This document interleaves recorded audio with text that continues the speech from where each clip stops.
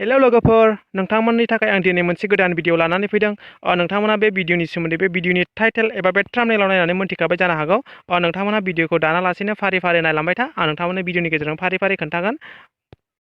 जुदि नोंथाङा जोंनि एडभान्स बड'लेण्ड इउटिउब चेनेलाव दिनैसो गोदान नायसनदोंबा अन्नानै जोंनि चेनेलखौ साबस्क्राइब खालामनानै ला। लोगोसे साइडआव बेल आइकन फैबा बेलावबो थुनानै ला, जाहाथे बेबायदिनो गोदान गोदान भिडिअ नोंथांमोना गिबियै नुनो हायो एबा नोंथांमोना बेनिफ्राय लाब खालामनो हायो।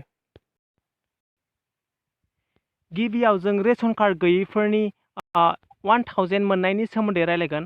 जोंनि आसाम गभर्नमेन्टआ जायनि न'खराव रेशन कार्ड गैया बिथांमोननो 1000 होगोन होननानै एनाउन्स खालामदोंमोन। बेखौ गोबां मानसियानो मोनबाय आरो सोरबा मोनाखै। बेखौ नोंथांमोना भिडिअनि कमेन्ट सेक्सनाव सोंहरनायलाय आं बिनि सायाव मोनसे भिडिअ खालामनो गोनां जाबाय। नोंथांमोना भिडिअखौ जागायनायनिफ्राय जोबजासे नायलांबाय था। आं बेखौ बोरै मोनगोन आरो बिनि सोमोन्दै आं नोंथांमोननो भिडिअनि गेजेरजों खोन्थागोन।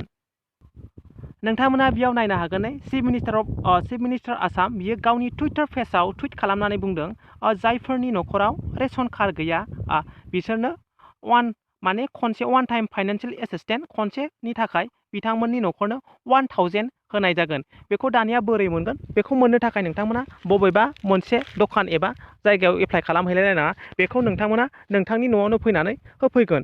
नोंथांनि एरियानि नोंथांनि गामिनि गावबुरा नङाबा सोरबा सासे लिडारा नोंथांमोननि नामखौ लिस्ट हरगोन। जायनि न'खरा जानो गैथारा बिथांमोननोल' बे 1000 रांखौ होनाय जागोन। जुदि सोरनाबाफोर रेशन कार्ड गैयाबाबो बिनि न'खरा जानो दङबा बिथांमोननो बे फैसाखौ होनाय नङा।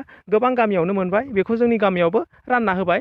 जाय बिथांमोननियाव रेशन कार्ड गैया, नोंसिनि गामियावबो जाय बिथांमोना जानो गैया बिथांमोननो आसाम मबाइल एबा गावबुराया लिस्ट हरनानै बे फैसाखौ नोंथांमोननि गामियावबो होफैगोन। नोंथांमोना जुदि मोनाखैबा बेखौ नोंथांनि गामिनि गावबुरानाव खनसे खबर ला आरो नोंथांमोना बेखौ मोननो हागोन। बे गावबुरा एबा गामिनि लिडारफ्रानो नोंथांमोननि लिस्टखौ जाय गामियाव जानो गैसिनथारि बेखौ नोजोर होनानै नोंथांमोना बे 1000 फैसाखौ नोंथांमोना मोननो हागोन। बेयाव नोंथांमोना जाय जब कार्ड दं जाय बिथांमोना रेशन कार्ड दं बिथांमोना थाइसे केजिनि माइरं मोनखायो। नाथाय रेशन कार्ड गैयिफ्रा माइरं मोनिलाय बेखौ नोजोर होनानै जोंनि आसामनि केबिनेट मिनिस्टारफोरा 30 मार्चआव मोनसे कनफारेन्स लादोंमोन। बेयाव बे जाय बिथांमोना रेशन कार्ड गैया बिथांमोननो 1000 फैसा खनसे होनायनि बिथांमोना डिसिसन लादोंमोन। बे लेखायैनो बिथांमोना जाय बिथांमोना रेशन कार्ड गैया बिथांनो 1000 होदों। नाथाय बेखौ गोबां मानसियानो मोनाखै। जुदि नोंथांमोना मोनाखैबा भिडिअनि कमेन्ट सेक्सनाव थांनानै खोन्थाहर आरो लोगोसे नोंथाङा जुदि बेखौ गैयाबा नोंथांनि गामिनि गावबुरानाव खला। जाय बिथांमोना जब कार्ड गैया बिसोरनो जाय बिथांमोना रेशन कार्ड गैया बिथांमोनानो मोनजोबनाय नङा। बेखौ खालि जाय बिथांनि न'खरा रेशन कार्ड गैया आरो जानो गैया गरिब थाखोनि बिथांमोनाल' बे फैसाखौ मोनगोन। दानिया जों CM किसान स्किमनि सोमोन्दै रायलायगोन। जाय बिथांमोना CM किसान स्किमखौ एप्लाइ खालामदोंमोन बिथांमोननि एकाउन्टआव 2500 सोनानै हरबाय। बेयाव नोंथांमोना नायनो हागोन बियो एकाउन्टआव सोना हरनायनि SMS फैनाय। आं बेखौ नोंथांमोना स्क्रिनशट खालामनानै बेयाव होदों। आं नोंथांमोननो बेखौ स्लाइड श'आवबो होगोन। बेयाव नोंथांमोना नुदों CM किसाननि 2500 सोना हरबाय। नोंथांमोना जुदि एप्लाइ खालामाखैमोनबा आं सिगांनो बिनि सायाव भिडिअ खालामखादोंमोन। बेनिखायनो नोंथांमोनखौ गले बुङो बेफोरबायदि स्किमनि आपडेट आरो साख्रिफोरनि एबा माबा मोनसे लेटेस्ट इनफरमेसन मोननो थाखाय नोंथांमोना चेनेलखौ साबस्क्राइब खालामनानै ला। साबस्क्राइब खालामनो थाखाय नोंथांमोना फैसा होलायनाङा। जुदि बेफोरबायदि स्किमनि रादाब मोनोमोनबा जुदि नोंथांमोना बेखौ मोनथियाखैमोनबा मोनथिनानै बे गभार्नमेन्टनि फैसा 2500खौ मोनगौमोन। बियो सोरनिबा फैसा होनाय नङा, बे गभार्नमेन्टनिसो, जों बयबो मोननांगौ। बेनिखायनो नोंथांमोना आं जेब्लायबो बुङो नोंथांमोना बे चेनेलखौ साबस्क्राइब खालामनानै ला।